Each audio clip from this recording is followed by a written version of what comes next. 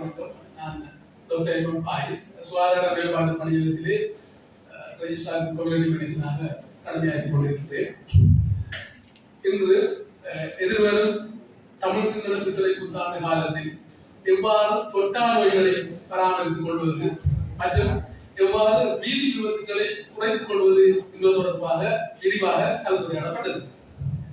உங்களுக்கு தெரியும், இலங்கையில் உள்ள மருத்துவ தரவுகளின் படி 83% மரணங்கள் இந்த தொற்றா நோய்களினாலேயே ஏற்படுகின்றன. ஆகவே எதிர்வரும் புத்தாண்டு கால பகுதியில் இந்த தொற்றா நோய்களை நாம் சரியான முறையில் நிர்வகித்துக் கொள்ள வேண்டியது எவ்வளவு கடமையாகும். அதற்காக ஒரு தொற்றா நோயால் பாதிக்கப்பட்ட ஒருவர் அல்லது நீரிழிவு நோயினால் பாதிக்கப்பட்ட ஒருவர் பண்டிகையை கொண்டாடாமல் இருக்க முடியாது. அவரும் பண்டிகையை கொண்டாட வேண்டும். இதற்காக அவர் சில விதிமுறைகளை வழிமுறைகளை கையாள முடியும்.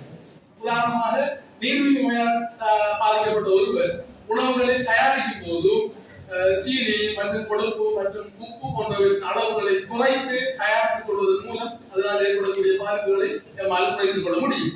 மேலும் அவர்கள் அந்த உணவுகளை சாப்பிடும்போது சாதாரணமாக சாப்பிடும் அளவை விட ஒரு அரைவாசி குறைத்து சாப்பிடுவதன் மூலமாகவும் அதனால் ஏற்படக்கூடிய பாதிப்புகளை நம்மால் குறைத்துக் கொள்ள முடியும். அதே போன்று அந்த சீனி கூடுதலாக சேர்க்கப்பட்ட ஆகாரங்களை உண்ணும் போது மரக்கறி வகைகளை அதனுடன் சேர்த்துக் கொள்வதன் மூலம் அதனால் ஏற்படக்கூடிய பாதிப்புகளை நம்மால் குறைத்துக் கொள்ள முடியும்.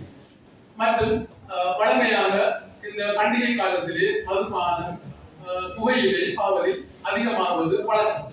இவ்வாறு பாவனைக்கு அறிமுகப்படுத்தப்படும் போது அவர்கள் நாளடைவில் நீண்ட கால பாவனைக்கு அடிமையாவதற்குரிய சந்தர்ப்பங்கள் வெகுவாக காணப்படுகிறது.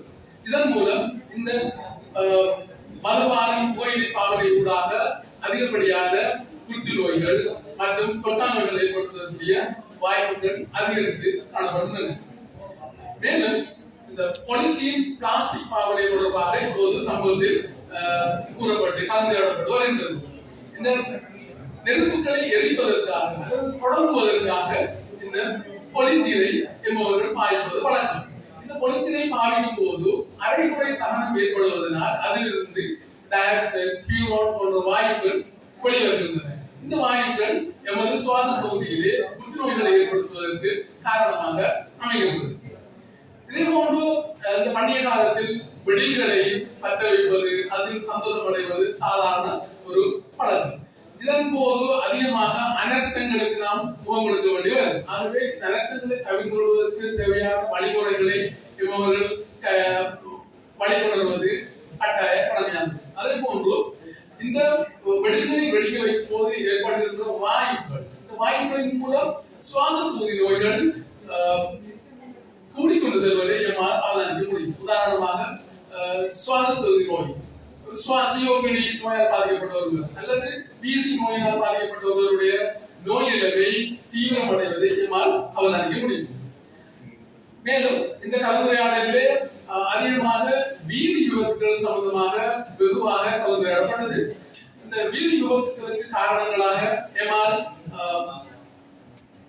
அந்த வாகனத்தை ஓட்டிச் செல்லும் சாரதியுடைய ஏற்படும் காரணங்களை நாம் குறிப்பிடலாம். அதே போன்று அந்த வாகனத்திலே பயணம் செய்யும் பயணிகளினால் ஏற்படக்கூடிய காரணங்களால் வீதி விபத்துகள் ஏற்படுவதை குறிப்பிட முடியும். அதே போன்று பாதசாரிகளின் கவலையிலிருந்தால் ஏற்படக்கூடிய விபத்துகளாலும் நம்மால் அடையாளப்படுத்த முடியும். இந்த வகையிலே பாதசாரி கடவையை சரியான முறையில் பயன்படுத்த வேண்டியது முக்கியமாகும். அதே போன்று பாதையால் நடந்து செல்லும் போது வலது பக்கத்தினால் நடந்து செல்வதற்கு ஊடாக ஏற்படக்கூடிய வீதி விபத்துகளை நம்மால் குறைத்துக் கொள்ள முடியும். மேலும் சாரதி என்ற அடிப்படையில் வேகத்தினை கட்டுப்பாட்டுக்குள் கொண்டு செல்வதன் மூலமாகவும் அதிகளவான விபத்துகளை நம்மால் குறைத்துக் கொள்ள முடியும். மேலும் 18 வயதுக்கு குறைந்த சிறுவர்களுக்கு மோட்டார் பைக்குகளை ஓட கொடுப்பதன் மூலமாகவும் அதிகமான விபத்துகள் அண்மை காலங்களில் ஏற்படுவதாக பதியப்பட்டுள்ளது. இலங்கையில பதியப்பட்ட தரவுகளின் அடிப்படையில் உங்களுக்கு இங்கே காட்டப்பட்டது போன்று வடக்கு கிழக்கு போன்ற பகுதிகளிலும் இந்த பண்டிகை காலங்களில் அதிகளவான வீதி விபத்துகள் பதியப்பட்டுள்ளதை அவதானிக்க முடிகின்றது. ஆகவே எதிர்வரும் பண்டிகை காலங்களில் இந்த வீதி விபத்துகளை குறைப்பதற்காக உங்களது கவனத்தை செலுத்துமாறு கேட்டுக்கொள்வதுடன் இந்த சுற்றுலா பயணங்கள் செல்லும் போது அதிகமாக சுற்றுலா தலங்களில் நீராடுவதை என்பவர்கள் ஒரு பொழுதுபோக்காக கொண்டுள்ளனர். இந்த சுற்றுலா தலங்களில் நீராட செல்லும் போது உண்மையிலேயே அந்த நீர்நிலைகளின் தன்மைகளை பற்றி அறிந்து கொள்வது முக்கியமாகும். அந்த கிராமவாசிகளிடம் அல்லது அதை அண்டியவர்களிடம் இந்த நீர்நிலைகளின் ஆழம் எவ்வாறு உள்ளது, இந்த நீர்நிலைகள் திடீரென அதன் நீர்மட்டங்கள் உயரக்கூடுமா அல்லது இந்த நீர்நிலைகளில் விசஜந்துக்கள் காணப்படுகிறதா போன்ற தகவல்களை பெற்றுக்கொண்டு இது பாதுகாப்பான நீர்நிலை என்று உறுதி செய்த பின்னரே நீராட வேண்டும் என்பதை கருத்தில் கொள்ள வேண்டும். சில சமயங்களில் நீரில் ஒருவர் மூழ்குவதை கண்டால் உடனடியாக நீர் மூழ்கி ஒருவரை காப்பாற்றும் அனுபவம் அற்ற ஒருவர் அந்த காப்பாற்ற செல்வது ஒரு மிகவும் ஆபத்தான ஒரு நிலைமைக்கு அவரை பிடிச்சது. ஆகவே அவ்வாறான சந்தர்ப்பங்களில் அவ்வாறான அனுபவம் இல்லாதவர்கள் நீரில் குதிப்பதை தவிர்த்து வேறு முறைகளில் அவர்களை காப்பாற்றுவதற்குரிய நடவடிக்கைகளை மேற்கொள்ளுமாறு கேட்டுக்கொள்வதுடன் இது போன்ற இங்கு கலந்துரையாடப்பட்ட விடயங்களை கவனத்தில் எடுத்துக்கொண்டு எதிர்வரும் தமிழ் சிங்கள சித்திரை புத்தாண்டு காலத்தில் எமது தொற்றா நோய்களை கட்டுப்பாட்டுக்குள் பராமரிப்பதுடன் இந்த விபத்துக்களை குறைத்து கொண்டாடுவதை கூறி இந்த சந்தர்ப்பத்துக்கு விடைபெறுகின்றேன். நன்றி.